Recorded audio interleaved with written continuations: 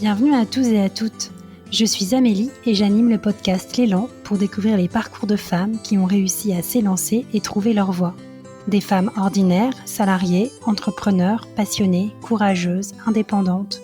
Autant de profils variés qui nous ressemblent pour trouver des inspirations et de la motivation. L'élan, c'est aussi des conseils, des astuces pour mieux avancer au quotidien avec des personnalités expertes dans leur domaine. Dans cet épisode, j'ai échangé avec Laurence, coach depuis plusieurs années. Nous avons parlé de son parcours, comment elle est devenue coach après avoir été avocate, consultante et dirigeante d'entreprise. Nous avons parlé du coaching, des approches, comment bien choisir son coach. Et enfin, Laurence nous a partagé son regard sur l'accompagnement des femmes dans des séances de coaching.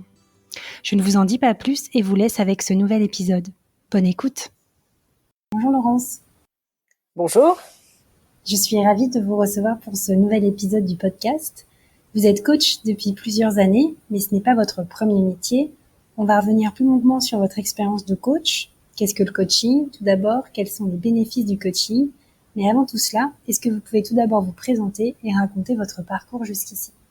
Oui, bien sûr. Merci de me donner l'opportunité de pouvoir contribuer.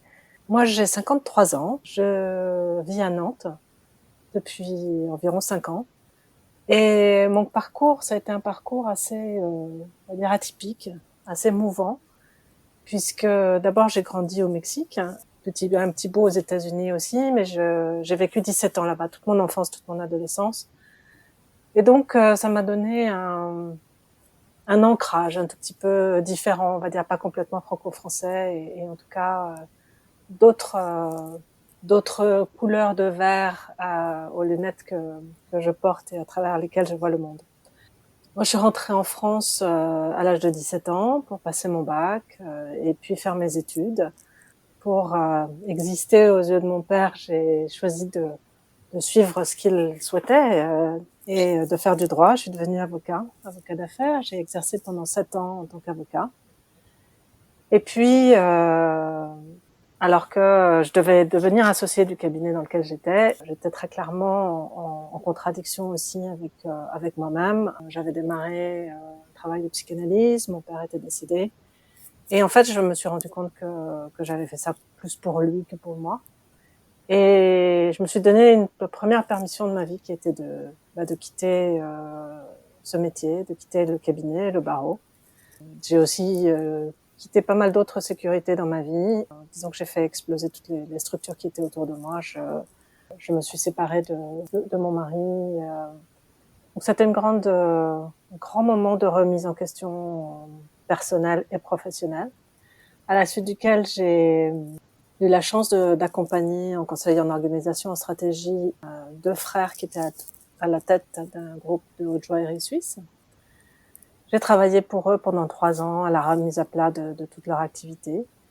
Et puis, à l'issue de cette mission, j'ai été appelée pour prendre la direction de la filiale française d'un groupe européen de services administratifs et financiers qui était basé aux Pays-Bas. Et donc, j'ai pris la responsabilité de cette filiale avec une petite équipe d'une dizaine de personnes au début. Au bout de 3 ans, on était 25.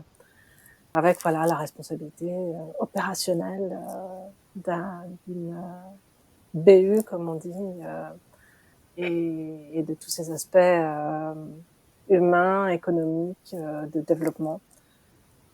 Et ce qui s'est passé, c'est que le groupe a été racheté par un fonds d'investissement à peu près au milieu de la période. Et je me suis retrouvée sur un conflit de valeurs. Moi, j'avais continué mon chemin de connaissance de moi-même. Et là, tout à coup, je me suis retrouvée très, très loin de mes fondamentaux et de ce qui est au fond de moi-même, c'est-à-dire ma sensibilité humaine, avec l'impression d'aller dans le mur, finalement, avec ce que je faisais. J'ai un de mes amis qui m'a suggéré de regarder du côté du coaching. Et en fait, j'ai trouvé là l'opportunité de rentrer vraiment dans la relation d'aide, qui est quelque chose que j'avais regardé déjà auparavant, à la fin de ma psychanalyse, et de pouvoir utiliser et mettre à profit toute la connaissance que j'avais de l'entreprise finalement, et pouvoir combiner aussi ma sensibilité humaine. Donc voilà un peu mon parcours. Et quand vous avez eu ce déclic, cet élan pour arriver sur un nouveau chemin et prendre celui vers le coaching, comment ça s'est fait dans votre carrière pour suivre cette formation? Alors le déclic, il s'est produit chez mon ostéo, qui à un moment donné m'a dit mais faut vraiment changer quelque chose dans votre vie parce que sinon vous allez dans le mur. Et il a fait émerger quelque chose que je sentais profondément sans avoir mis vraiment le doigt dessus, qui était cette absence d'alignement finalement entre qui j'étais profondément et ce que je faisais jour le jour. Et c'est cet ami qui me connaissant bien, que j'avais déjà écouté, questionné sur des problématiques qui étaient les siennes, qui m'a dit, écoute, moi je te verrais bien faire du coaching, je trouve que ça te conviendrait bien. Et donc à partir de ce moment-là, je me suis mise en chemin, j'ai regardé, je me suis renseignée sur internet. Déjà, qu'est-ce que c'était que le coaching? J'avais aucune idée de ce que c'était. Et puis j'ai regardé quelles étaient les formations qui étaient disponibles. J'ai vu qu'il y avait essentiellement 2 formations qui m'intéressaient, qui étaient celle d'HEC et celle de Transformance à l'époque. Et ça, c'était donc en 2005, c'est même fin 2004. Et j'ai choisi celle d'HEC, en grande partie parce que c'était la première qui commençait. Dans le parcours commençait, je me suis formée pendant 1 an à HEC, en même temps que j'étais en poste. Et à la fin de la formation, j'ai négocié mon départ de l'entreprise. Et je me suis installée. J'avais financé moi-même la formation. Je la faisais en prenant des congés sans solde parce que l'entreprise ne voulait pas en entendre parler. Mais en revanche, c'était un choix très très très très fort de ma part et j'ai investi ce que je pouvais investir. D'accord. Et si on revient un tout petit peu sur cette formation, est-ce que vous pouvez m'expliquer en quoi elle consistait? Vous avez dit qu'elle durait 1 an. Quels sont les apprentissages que vous avez eus au cours de cette année? En fait, c'est 1 an à raison de 3 jours par mois sur 10 mois. C'était 30 jours de formation au total, qui sont des modules de 3 jours chaque mois et qui sont découpés en fonction de différentes approches, des techniques et des compétences à acquérir pour tout coach, à la fois dans la posture, à la fois dans le questionnement, à la fois dans l'écoute. Voilà, c'est un vrai métier, ça s'apprend. Et ça s'apprend à travers des formations qui sont solides. Est-ce que pour faire cette formation, j'imagine que c'est une formation continue, est-ce qu'il faut des prérequis pour pouvoir prétendre à ce type de formation? La formation d'HEC, elle est délibérément tournée vers le coaching professionnel, donc dans le monde professionnel. Et je sais pas quel est leur prérequis, s'ils en ont un. En tout cas, ça a pu évoluer depuis. Il me semble que l'un des prérequis, c'était d'avoir une expérience du monde de l'entreprise. Oui, et puis il y a un prérequis qui peut être non écrit, qui est celui d'avoir une certaine expérience de vie. J'ai du mal à croire qu'on ne devient pas coach en premier job en fait. Oui. C'est souvent un métier auquel on vient en étant riche d'autres expériences. Et après cette formation que vous avez suivie à HEC, vous l'avez dit, vous avez ensuite démissionné, c'est ça? Vous avez en tout cas mis fin à votre contrat avec votre entreprise à cette époque-là. C'est ça. Et ensuite, quelles ont été les étapes pour que vous puissiez vous lancer véritablement dans votre nouveau métier de coach? En fait, ça a été très très vite parce que étant avocat d'affaires, j'avais à l'époque les compétences pour créer ma propre structure. Et donc j'ai créé mon entreprise, ma société, et je me suis installée. C'était une première expérience à votre compte? Absolument. Et je suis toujours restée à mon compte. Ma société, la société que j'ai créée, Transcendo, a été créée en novembre 2005. Et j'ai été diplômée en décembre 2005. Voilà, le véhicule existait. Ensuite, je n'ai pas travaillé que toute seule, mais en tout cas, ma structure d'exercice, en tout cas, était créée et j'ai toujours fonctionné en étant indépendante, en fait. D'accord. Et comment vous avez trouvé vos premiers clients? Les premiers clients, ils sont venus par le réseau, par le bouche à oreille, en en me faisant connaître, et surtout parce que par le bouche à oreille, ce qui a beaucoup fonctionné pour moi, c'était le fait que je pouvais intervenir dans plusieurs langues, et notamment en anglais. À l'époque, c'était il y a 15 ans, il y avait encore assez peu de coachs qui travaillaient en anglais. Et ça, c'est vraiment quelque chose qui m'a permis de me faire connaître par le réseau. J'ai aussi commencé en travaillant en sous-traitance pour d'autres cabinets, donc des cabinets qui étaient déjà installés, qui avaient déjà leurs clients et qui me sous-traitaient des coachings, ce qui fait que je n'avais pas besoin de faire la démarche commerciale qui était nécessaire pour un démarrage d'activité. Et puis après, au fur et à mesure, les gens parlent de vous, ça fait du bouche à oreille et le réseau grandit comme ça. D'accord. Au niveau des activités que vous menez aujourd'hui au sein du coup de votre structure, vous avez parlé donc, j'imagine coaching de dirigeants, coaching d'entreprise. Quels sont vos principaux domaines d'intervention? Alors, mes principaux domaines d'intervention, c'est à la fois sur de l'individuel et sur du collectif. Sur l'individuel, je travaille beaucoup sur les thématiques du leadership en général, et de ce que j'appelle le leadership évolutif, évolutionnel, qui vise à se transformer, à transformer le monde de l'entreprise. Et puis leadership au féminin en particulier, puisque le sujet de la place de la femme en entreprise et de la force que les femmes, la singularité que les femmes apportent à l'entreprise est aussi quelque chose qui me tient à cœur et autour duquel je travaille. Au-delà de ces questions de leadership, j'interviens aussi beaucoup sur l'aide à la définition de projets professionnels, aider les personnes à faire des choix forts de réorientation ou d'orientation à travers une démarche qui va chercher du sens dans ce que l'on fait et une contribution qui est véritablement du sens. Au niveau des équipes, ce que je travaille, c'est vraiment ce qui fait que les conditions de la coopération et du respect mutuel dans les équipes, ce qui pour moi crée de la performance, et ça se fait à travers des relations ouvertes, de la responsabilisation collective et de la montée en maturité individuelle et collective. Et puis il y a le troisième volet qui est au-delà de l'individuel et de l'équipe, qui est d'accompagner des organisations. Alors là, c'est toute une entreprise ou un groupe d'entreprises vers un fonctionnement, j'allais dire plus moderne, qui est basé sur de la confiance, sur le respect de l'authenticité de chacun, sur l'autonomie des équipes et sur moins de contrôle hiérarchique.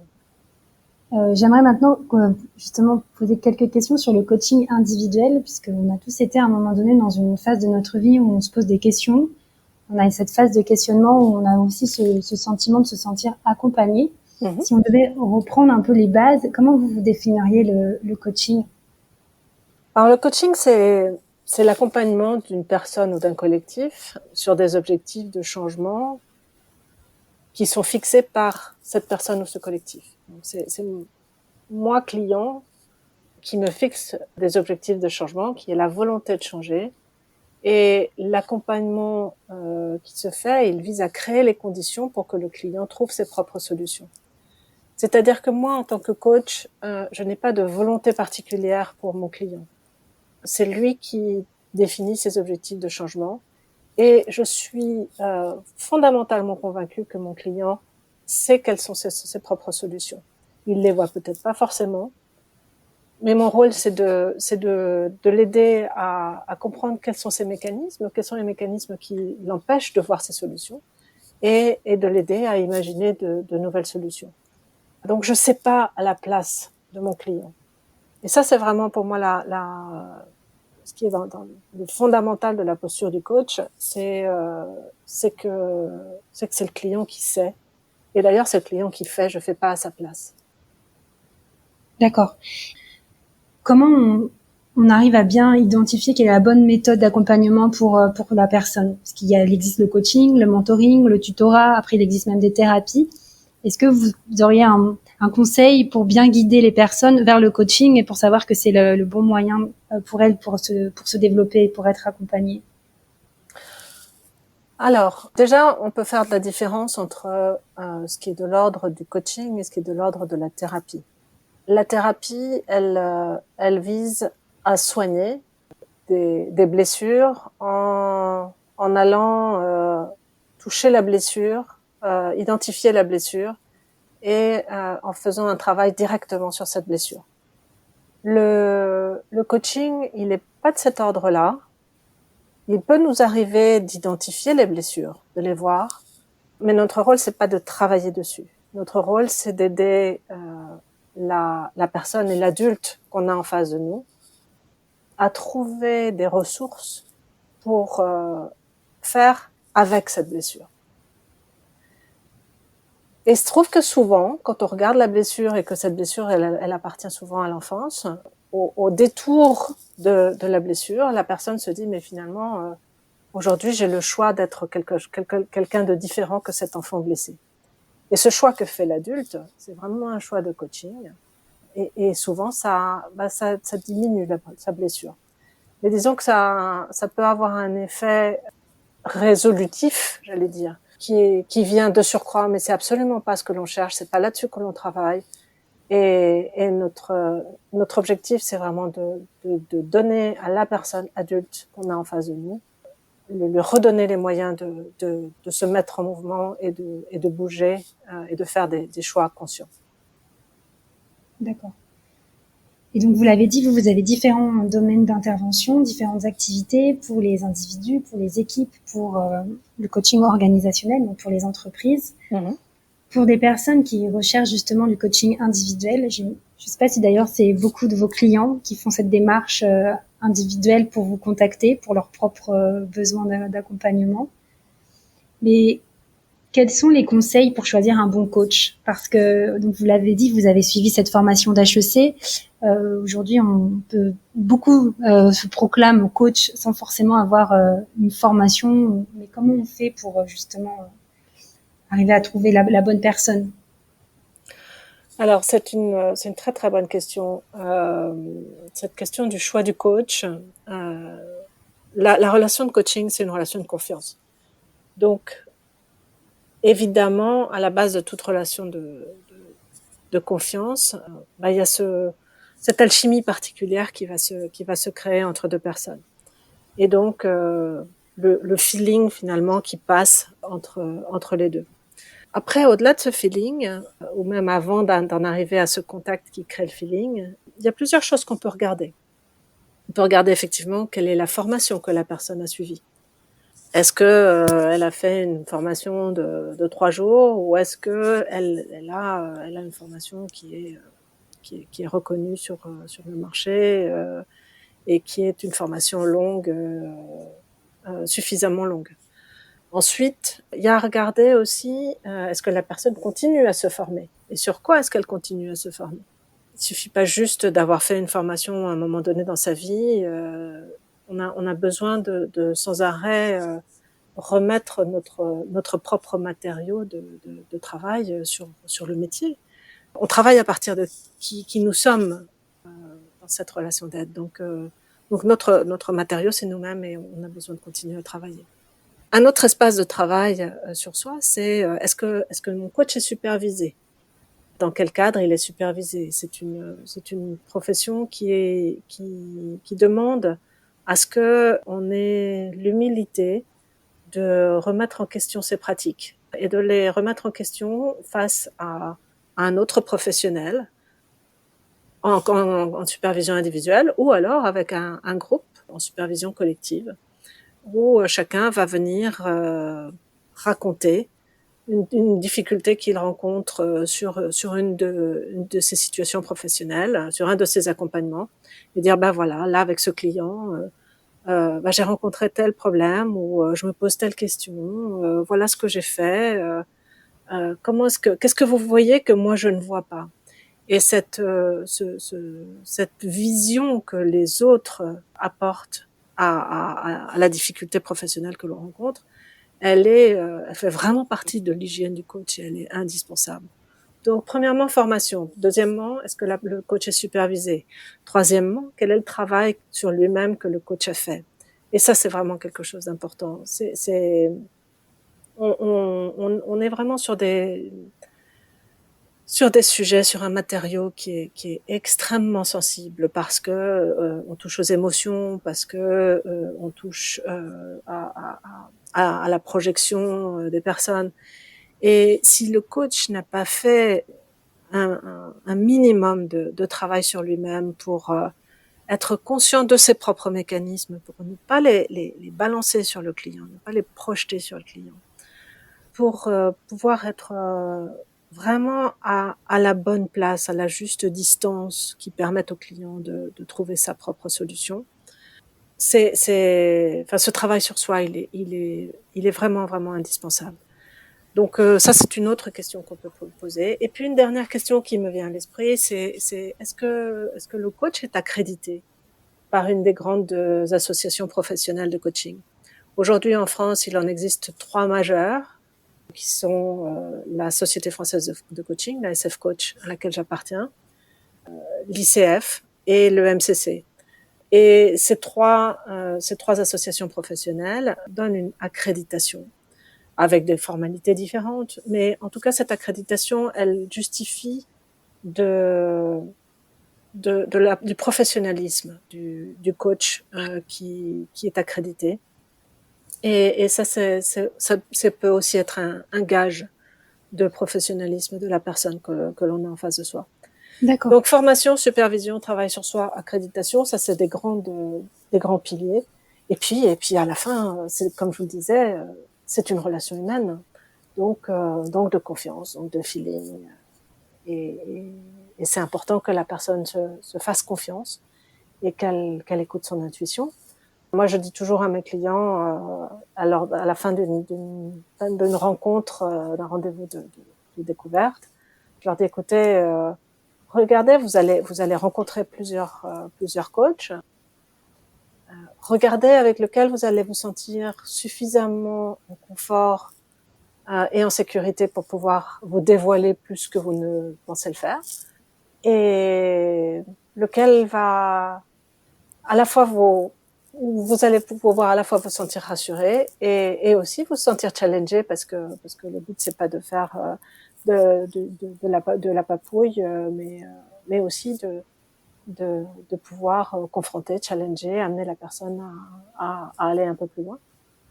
Les premières séances avec vous, il y a ce rendez-vous de découverte, justement pour s'assurer qu'avec le client, il se sente suffisamment à l'aise. Oui, c'est un contrat. C'est vraiment un contrat. Et c'est un contrat où chacun, on se choisit mutuellement. Aussi bien le client va avoir à faire le choix de la personne qui l'accompagne, de son coach. Mais moi, en tant que coach, je choisis aussi de m'engager dans l'accompagnement de ce client. Et il y a des clients pour lesquels je ressors à la fin de l'entretien de découverte en me disant mais je suis vraiment pas la bonne personne pour accompagner ce client. Et à ce moment-là, je le dis. Et évidemment, je l'aide à trouver quelqu'un qui sera peut-être plus adapté, mais ouais, c'est vraiment un contrat. Évidemment, le client choisit, mais le coach aussi choisit son client. Ce qui fait qu'il y a un véritable engagement aussi de la part du coach dans l'accompagnement. D'accord. L'accréditation dont vous avez parlé, avec les 3 principales, est-ce que c'est une accréditation qui est liée à la formation que vous avez suivie ou c'est une démarche parallèle qui se fait ultérieurement? Alors, c'est une démarche qui est parallèle, qui se fait ultérieurement, où on nous demande de constituer un dossier avec en justifiant du nombre d'heures de coaching qu'on a pu faire, des types de cas qu'on a rencontrés, l'analyse de certains cas de coaching, Donc cette accréditation, elle vise à développer la manière dont chaque coach réfléchit à ce qu'il fait. Et évidemment, elle garantit une certaine expérience. Et donc, vous avez différents processus d'accréditation en fonction des associations professionnelles, mais grosso modo, on se retrouve autour de ces questions-là de validation d'expérience. D'accord. Et vous avez parlé également de l'importance de la formation continue. Les formations dont vous faites référence, ce sont des formations dédiées au coaching, aux méthodes, ou bien ça peut être ouvert à d'autres disciplines? Ce sont des formations qui sont des approfondissements d'approches. Et il y a plein d'approches sur lesquelles on se fonde pour faire notre travail de coaching.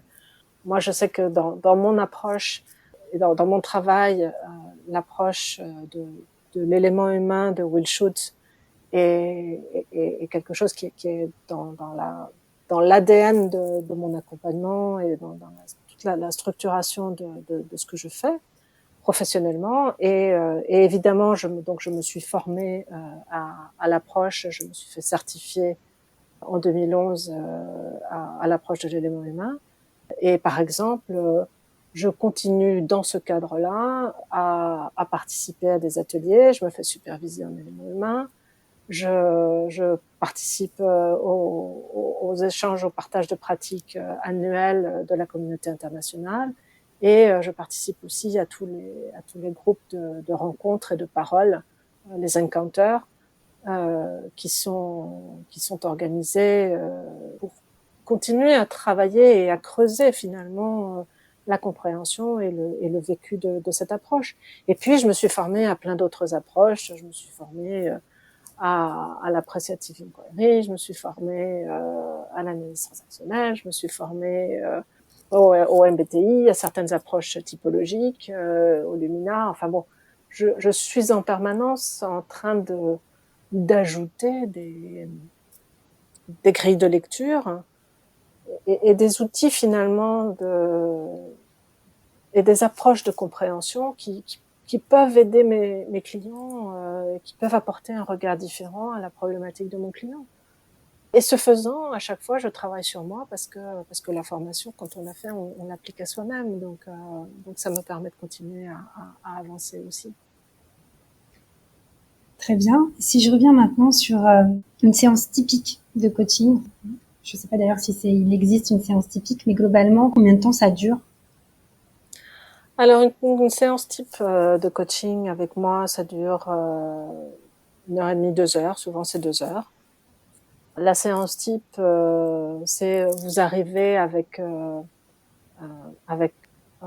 votre problématique. Généralement, dans un coaching, on a fixé des objectifs au démarrage du coaching, et on a fixé aussi, identifié des critères de mesure de l'atteinte de ces objectifs. Et donc, quand on se retrouve en séance, d'abord on a un moment de reprise de contact, de présence. Qu'est-ce qui s'est passé pour moi depuis la dernière fois qu'on s'est vu, de comment je vais, avec quoi j'arrive.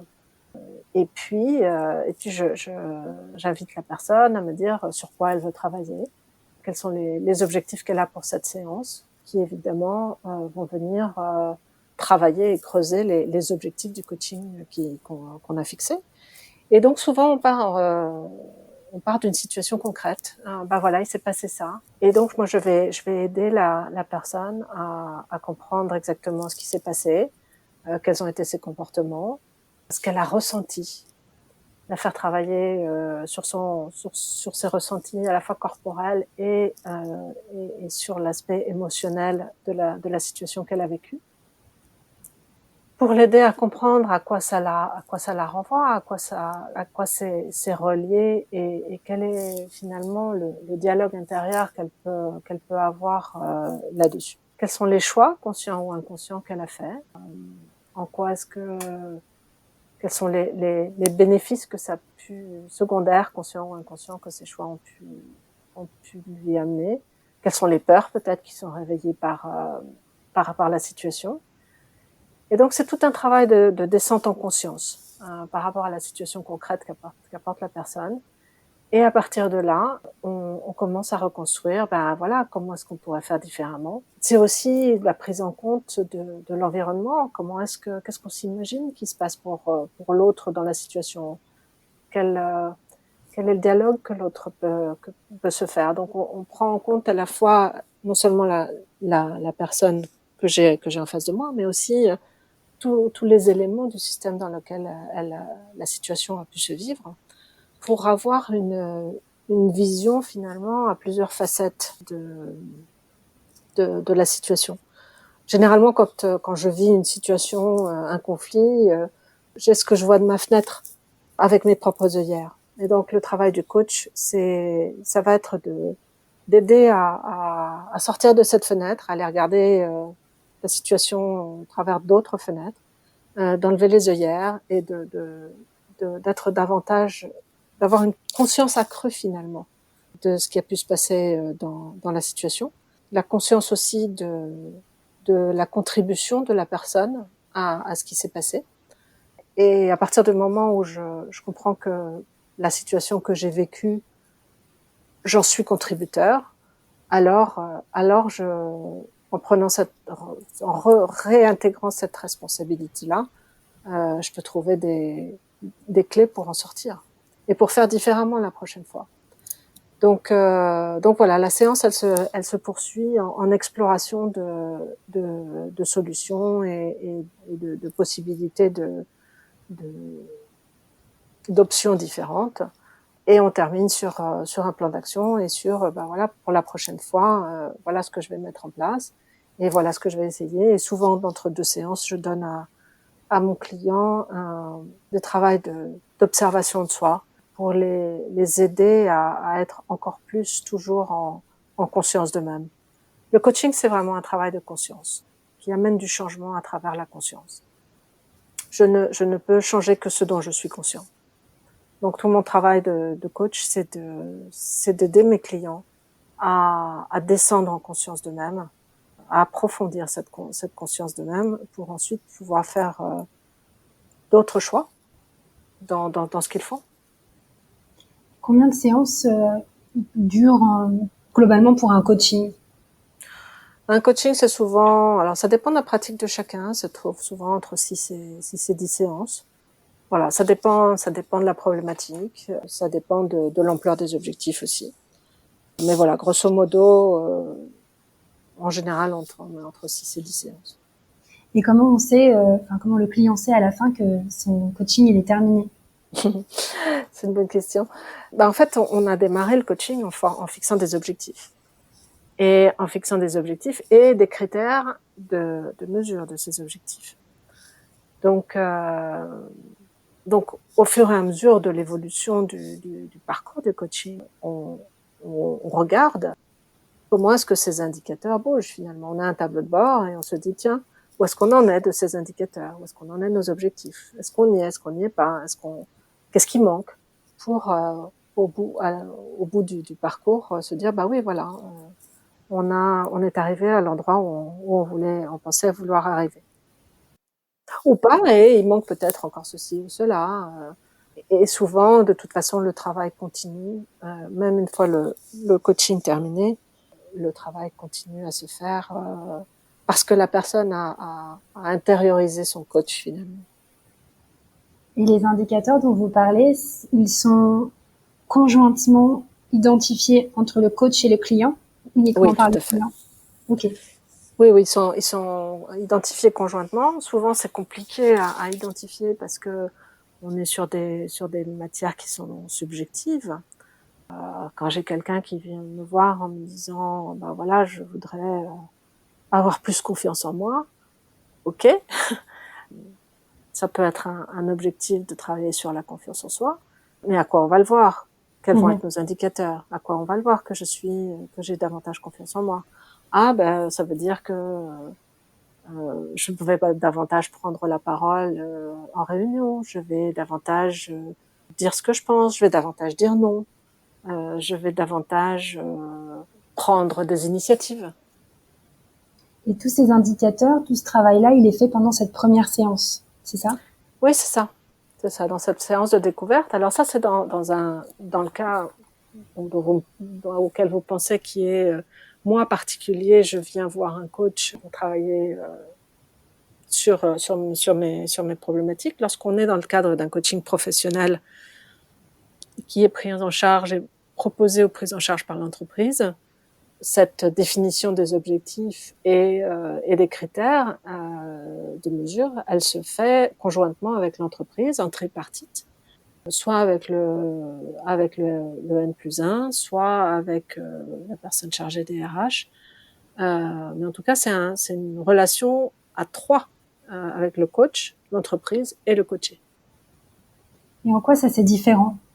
Parce que là, j'imagine quand on a une initiative individuelle, ou bien quand on se retrouve dans cette relation tripartite avec l'entreprise, le client et le coach, quelles sont les principales différences que vous notez?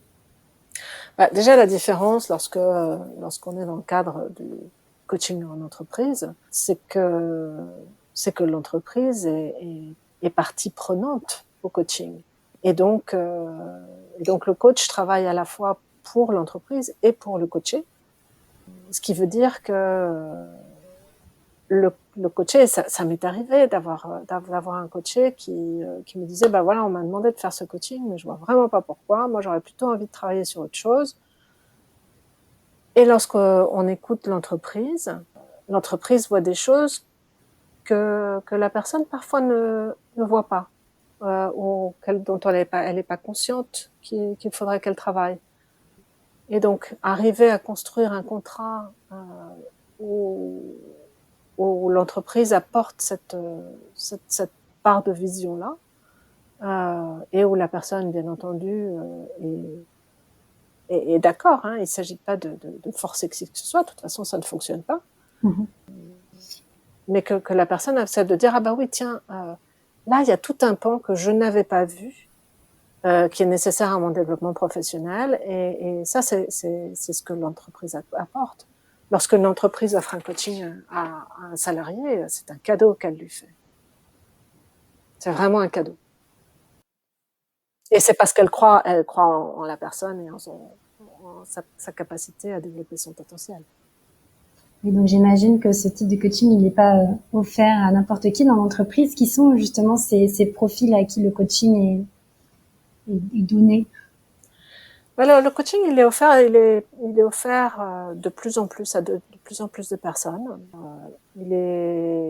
Pendant longtemps, il a été l'apanage des cadres dirigeants et du top 100, 200, 300, et de plus en plus, ça s'est démocratisé. C'est quelque chose auquel les collaborateurs de plus en plus ont accès, les managers ont accès, jusqu'aux équipiers en eux-mêmes.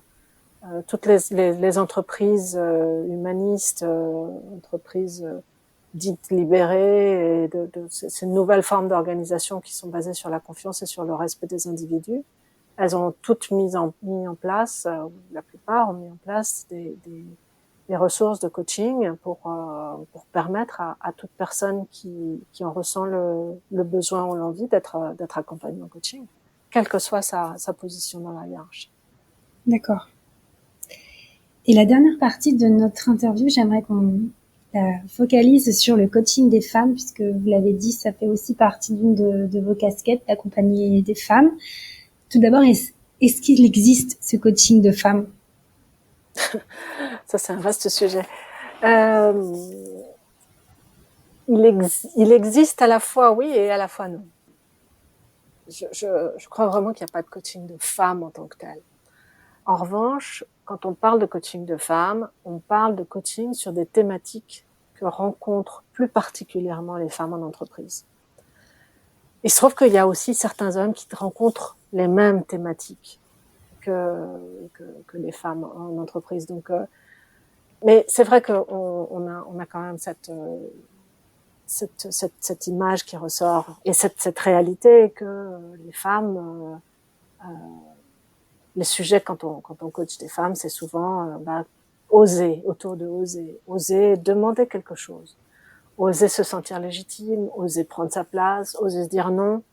Et il y a un truc qui est très très typique des femmes, c'est que quand elles veulent postuler à un poste ou lorsqu'on leur offre un poste, une femme va se dire oh là là, mais si j'ai pas 150% des compétences qu'il faut pour le poste, je vais pas le prendre.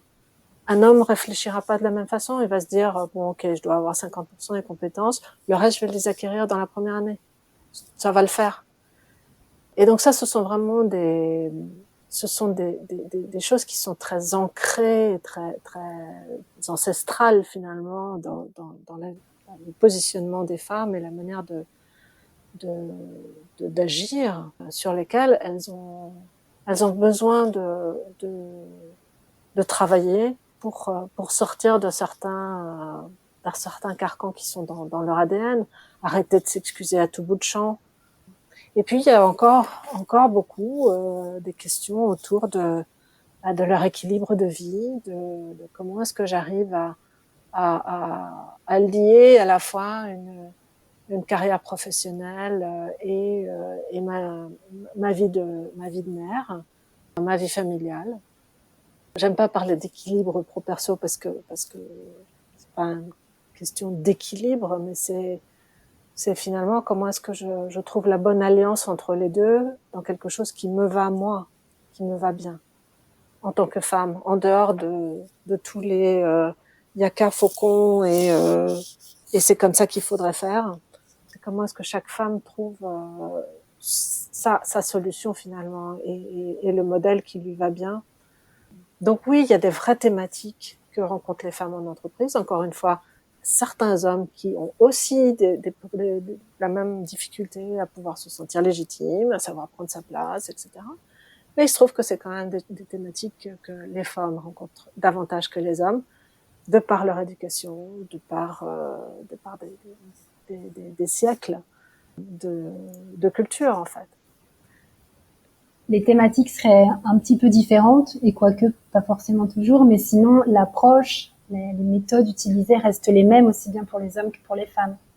En fait, oui, parce que ce soit accompagner un homme ou une femme, au fond, il n'y a pas de différence pour moi. Pour moi, il s'agit d'accueillir l'être, la personne avec ses fêlures, avec ses vulnérabilités, de l'aider à dépasser ses croyances limitantes, de l'aider à se reconnecter à ses forces, à s'accepter telle qu'elle est, profondément dans son authenticité, à faire des choix conscients et à identifier les possibilités qui sont les siennes. Donc, on est autour du cœur de l'humain, là.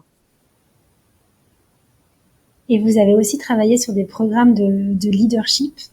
Est-ce qu'il existe, une question qui est très liée, est-ce qu'il existe un leadership féminin?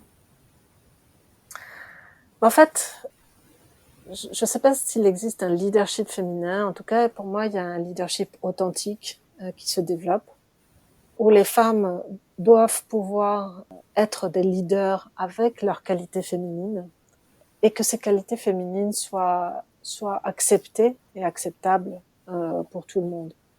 On se rend compte aujourd'hui que les qualités qui sont développées traditionnellement par les femmes, comme l'empathie, comme la qualité des relations, comme l'accueil de certaines émotions, auxquelles les femmes ont davantage accès parce que c'est acceptable chez elles, alors que culturellement, ça ne l'était pas jusqu'à présent chez les hommes. Donc les femmes ont plus développé ça finalement. Et ces qualités-là, elles sont aujourd'hui de plus en plus nécessaires aux entreprises. Donc parce que le leadership évolue, parce que les entreprises évoluent, parce que les nouvelles générations demandent un autre leadership. Et que chaque femme a trouvé finalement à développer en elle à la fois ses qualités fondamentalement féminines et aussi ses qualités d'action, ses qualités de structuration qui peuvent être des qualités plus identifiées comme masculines.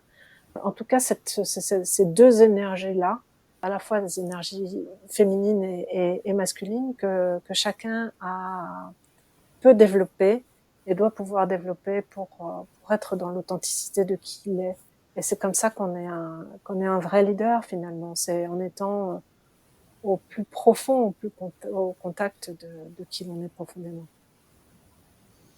Et j'ai une dernière question pour clôturer notre conversation. Quel est le principal conseil que vous pourriez donner à des femmes qui veulent prendre leur élan? C'est de se faire confiance. C'est de se faire confiance, c'est de se dire que c'est pas parce que elles ne savent pas comment faire, que c'est pas parce qu'elles n'ont pas les compétences qu'elles peuvent pas les acquérir. Elles ont de l'intuition.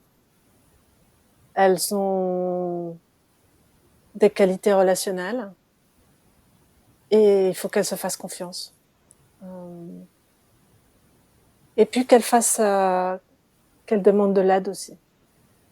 Ne pas hésiter à demander de l'aide à quelqu'un qui est passé par là.